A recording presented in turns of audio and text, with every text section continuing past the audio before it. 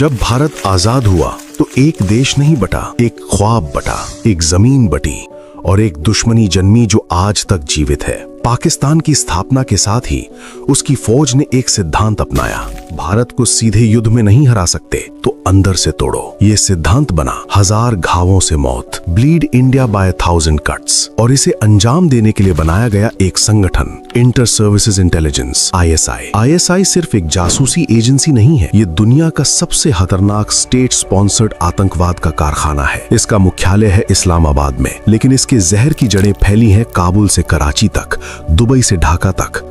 1980 का दशक, अमेरिका और सोवियत संघ की कोल्ड वॉर में ISI ने अफगानिस्तान में मुजाहिदीन को ट्रेन किया। CIA ने पैसा दिया, सऊदी अरेबिया ने आइडियोलॉजी दी और पाकिस्तान ने दिया जिहाद का वेपन।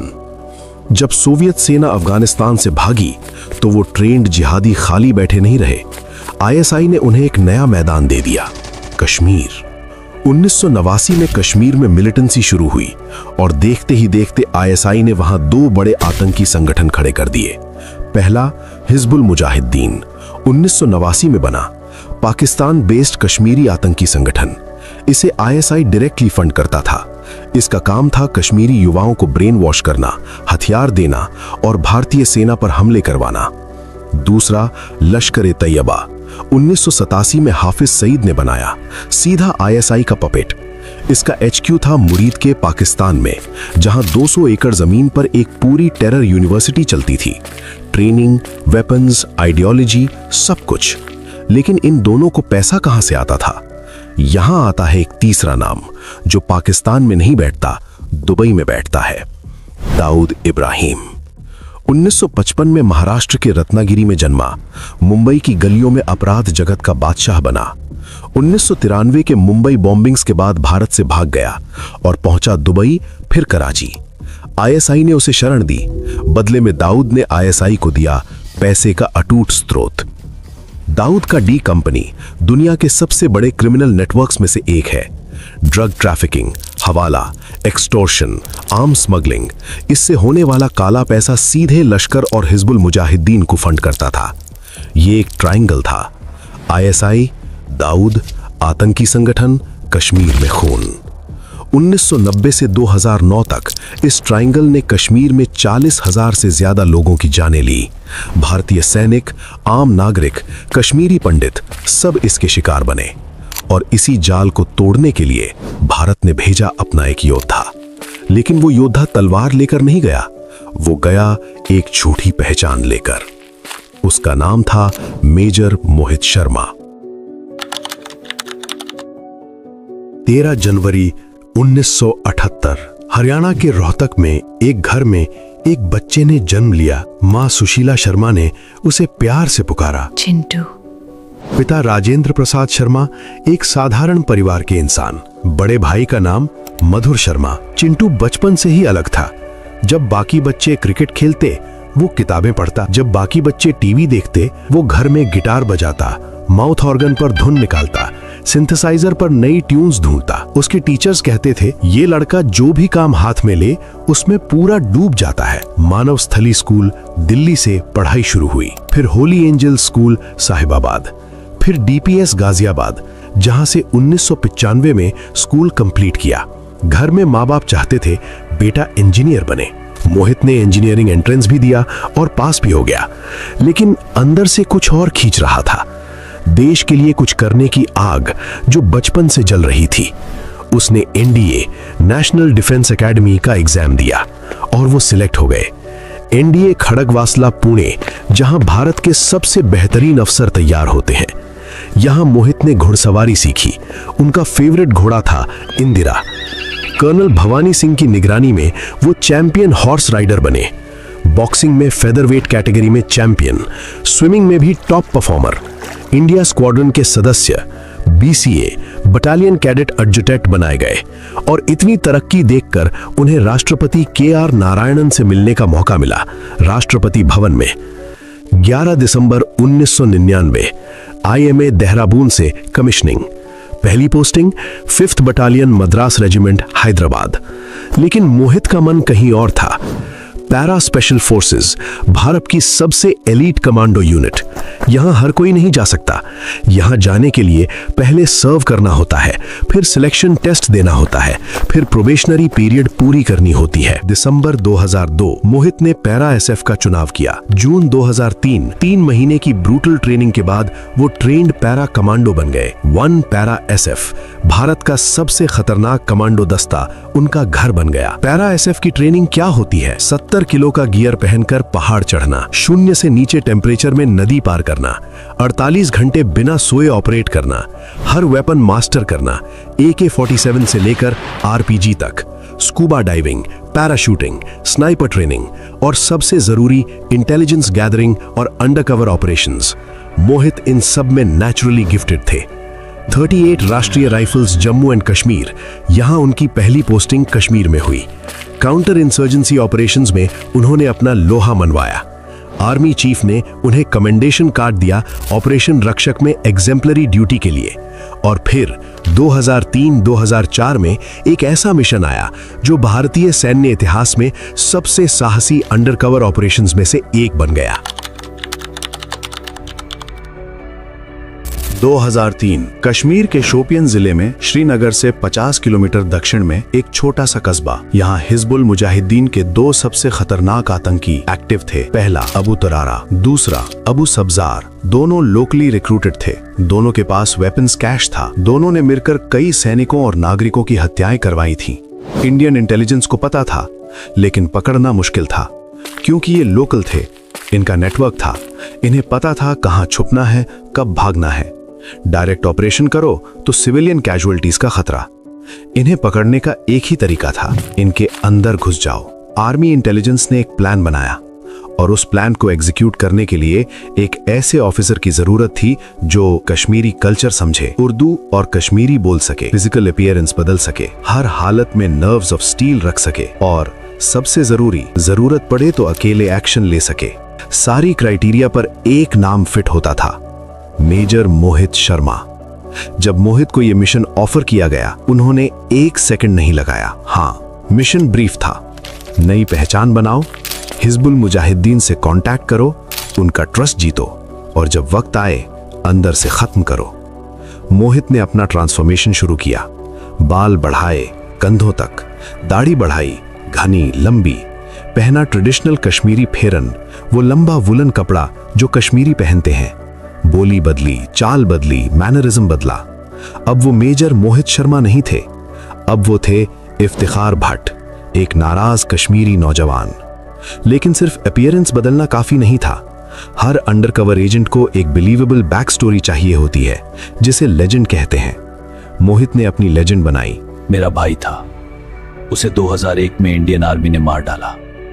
मैं उसका बदला लेना चाहता हूं, मुझे हिजबुल मुजाहिदीन से मिलाओ। ये स्टोरी इतनी कन्विंसिंग थी, इतनी इमोशनल थी कि कोई भी शक नहीं कर सकता था। 2003 के अंत में इफ्तिखार भट्ट ने शोपियन में हिजबुल मुजाहिदीन के लोअर नेटवर्क से कांटेक्ट किया। हफ्तों तक स्लोली ट्रस्ट बिल्ड होती रही।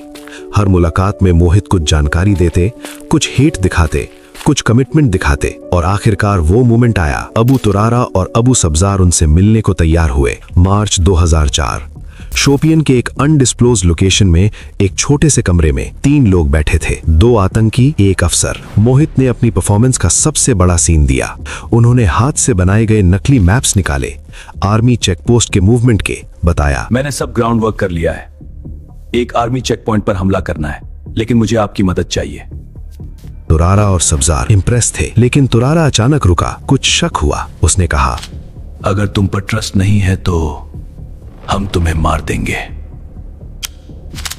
किसी और इंसान के लिए यह मोमेंट पैनिक का होता, लेकिन मोहित शर्मा के लिए उन्होंने अपनी AK-47 जमीन पर रख दी, खड़े हुए, तुरारा की आंखों में सीधे देखा और बोले, अगर तुम्हें मुझ पर शक है तो मुझे अभी मार दो, मैं यहां बैठा हूं, करो, लेकिन अगर मार नहीं सकते तो मेरे साथ आओ। ये गैम्बल था, एक ऐसा गैम्बल जो सिर्फ मोहित शर्मा ही खेल सकते थे। तुरारा फ्रोजन हो गया। सब्जार ने उसकी तरफ देखा। दोनों कंफ्यूज हो गए और उसी एक पल में मोहित थोड़ा पीछे हटे, जेब में हाथ गया, 9mm पिस्टल निकाली। 2 गोलियां तुरारा के सीने में, 1 गोली सब्जार के सिर में। कमरे में सन्नाटा। 2 खूंखार आतंकी खत्म। Mission complete. मोहित ने दोनों के वेपन्स उठाए, कमरे से निकले और चलते चलते नियरेस्ट आर्मी कैंप पहुंचे, जैसे कुछ हुआ ही नहीं। इस ऑपरेशन के लिए उन्हें मिला सेना मेडल फॉर गैलेंट्री, लेकिन उनकी असली पहचान गुप्त रही, क्योंकि वो छाया थे और छाया कभी नाम नहीं मांगती। 2008 मोहित शर्मा बेलगाम में कमांडोज को ट्रेन कर रहे थे, लेकिन उसी साल पाकिस्तान ने एक ऐसा अटैक प्लान किया जो दुनिया के इतिहास में सबसे सोफिस्टिकेटेड अर्बन टेररिस्ट अटैक्स में से एक बन गया।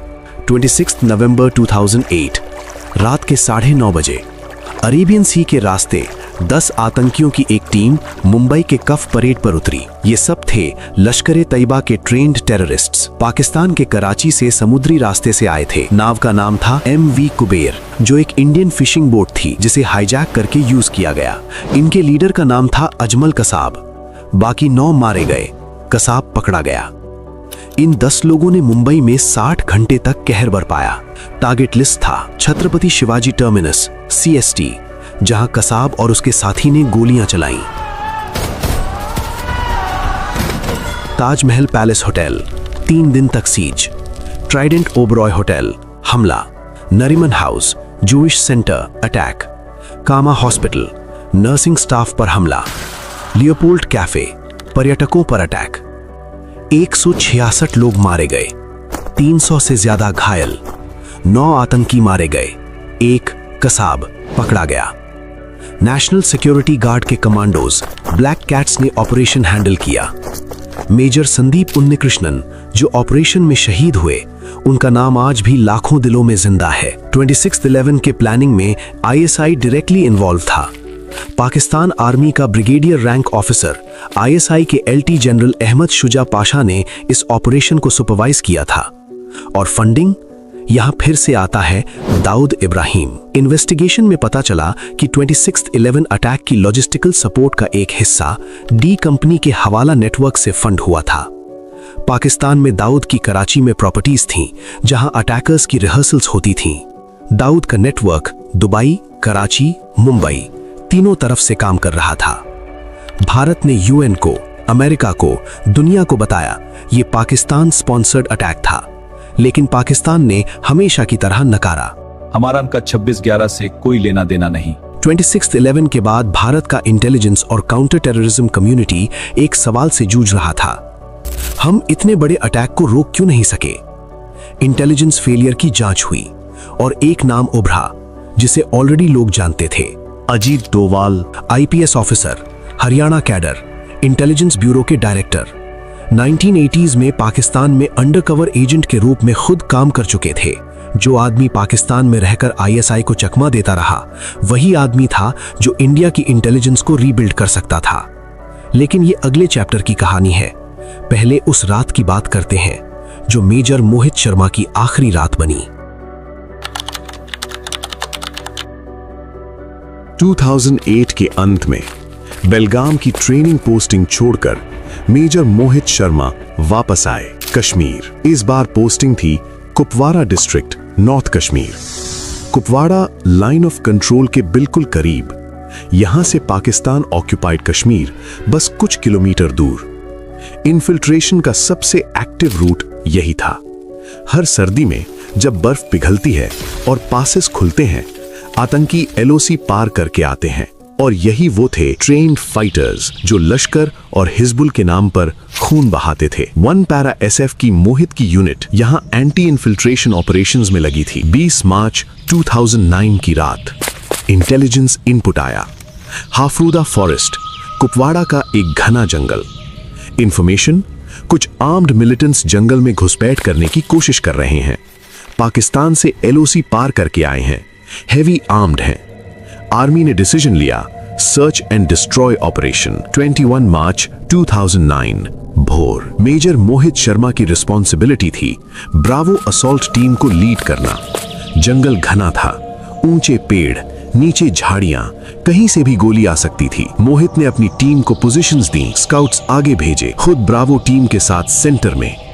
जंगल के अंदर खामोशी और फिर गोलियां, 3 दिशाओं से एक साथ। मिलिटेंट्स ने एम्बुश लगाया था। पहले ही वॉली में 4 कमांडोज घायल हो गए। ऐसे मोमेंट में ट्रेन सोल्जर्स का पहला इंस्टिंक्ट होता है कवर लो, लेकिन मेजर मोहित का इंस्टिंक्ट था अलग। उन्होंने देखा 2 घायल सैनिक ओपन ग्राउंड में थे, वो एक्सपोज्ड थे, वो मर सकते थे। मोहित ने कवर छोड़ा। गोलियों की बारिश के बीच वो खुले में आए, क्रॉल करते हुए एक सैनिक तक पहुंचे, खींचा, सेफ पोजीशन तक ले गए, वापस आए, दूसरे सैनिक को बचाया। ये सब उन्होंने जब मिलिटेंट्स लगातार फायर कर रहे थे, लेकिन अब मोहित का ब्लड हॉट था। उन्होंने पोजीशंस देखी, ग्रेनेड्स उठाए, आगे बढ़े, बूम बूम। पहले 2 मिलिटेंट्स खत्म, लेकिन एक गोली आई सीने में। किसी और के लिए ये एंड होता, मोहित के लिए नहीं। खून बह रहा था, दर्द था, लेकिन बाकी मिलिटेंट्स अभी भी फायर कर रहे थे। बाकी टीममेट्स अभी भी खतरे में थे। मेजर मोहित शर्मा घायल होने के बावजूद खड़े रहे, आगे बढ़े। 2 और मिलिटेंट्स खत्म। Total 4 terrorists eliminated, 2 teammates rescued. और फिर वो गिर गए। हरे भरे हाफरूदा फॉरेस्ट में वो जमीन पर आए। आसमान दिख रहा था पेड़ों के बीच से। उनकी सांसें धीमी हो रही थी। मेजर मोहित शर्मा 13 जनवरी 1978 से 21 मार्च 2009, सिर्फ 31 ईयर्स। उस दिन उनके साथ शहीद हुए और भी बहादुर। हवलदार संजय सिंह, हवलदार अनिल कुमार, पीटीआर शबीर अहमद मलिक, पीटीआर नतीज सिंह। जंगल में उस दिन कुल 8 सैनिक शहीद हुए। भारत मां का कर्ज कभी नहीं चुकाया जा सकता।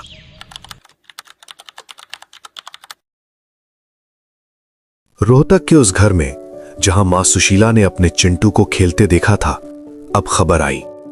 खबर जो हर सैनिक की मां से दरवाजा खटखटाती है। 21 मार्च की शाम मोहित की पत्नी लेफ्टिनेंट कर्नल रिशिमा सरिन, जो खुद एक आर्मी ऑफिसर थी, आर्मी सर्विस कॉर्प्स में कमीशन थी, वो भी सेना की संस्था का हिस्सा थी। उन्होंने खबर सुनी, रोई और फिर उठ खड़ी हुई, क्योंकि वो भी सैनिक थी और सैनिक रोते हैं लेकिन टूटते नहीं। 26 जनवरी 2010 रिपब्लिक डे। राष्ट्रपति प्रतिभा पाटिल ने घोषणा की, मेजर मोहित शर्मा SM मरणोपरांत अशोक चक्र, भारत का सर्वोच्च शांतिकालीन वीरता पुरस्कार। अवार्ड लेने आई रिशिमा सरिन।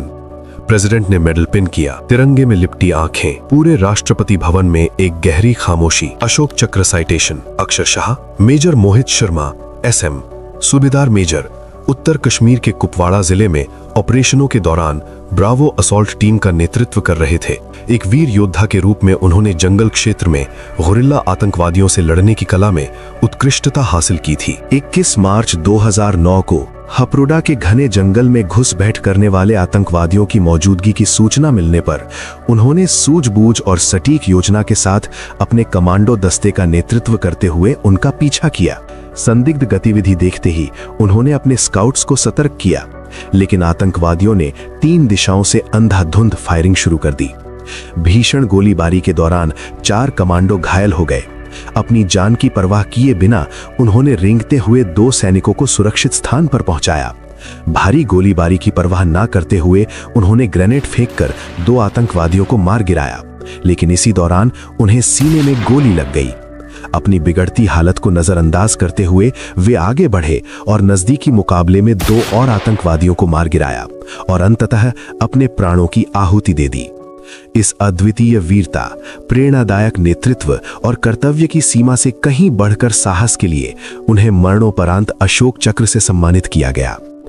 उनकी मेमोरी को जो ट्रिब्यूट्स मिले, 21 मार्च 2011 को लोनी रोड को GT रोड से जोड़ने वाली सड़क का नाम रखा गया शहीद मेजर मोहित शर्मा मार्ग।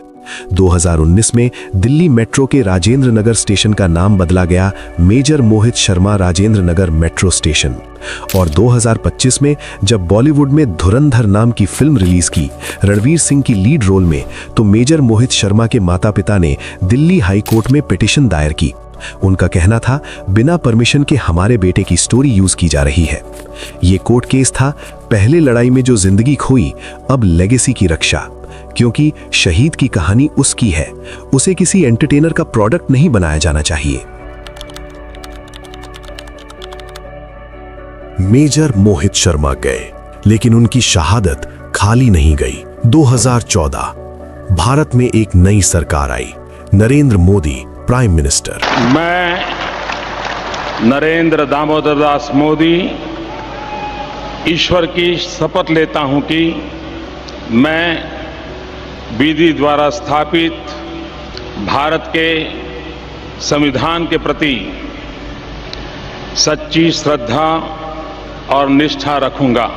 मैं संघ के प्रधानमंत्री के रूप में अपने कर्तव्यों का श्रद्धापूर्वक और शुद्ध अंतःकरण से निर्वहन करूंगा। और उनके साथ आया वो शख्स जो दशकों से इंडिया की इंटेलिजेंस का बैकबोन था, Ajit Doval, national security adviser. Ajit Doval की कहानी अपने आप में एक डॉक्यूमेंट्री है।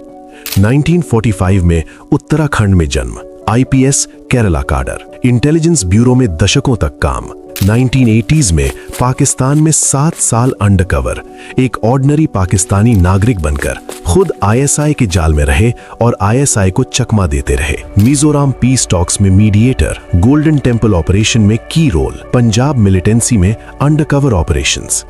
ये वो आदमी था जिसने मेजर मोहित शर्मा जैसे हीरोज को इंस्पायर किया, जिसने खुद वो रास्ता चुना जो मोहित ने चुना। 2014 में एनएसए बनने के बाद डोभाल ने इंडिया की काउंटर टेररिज्म आर्किटेक्चर को कंप्लीटली रीबिल्ड किया।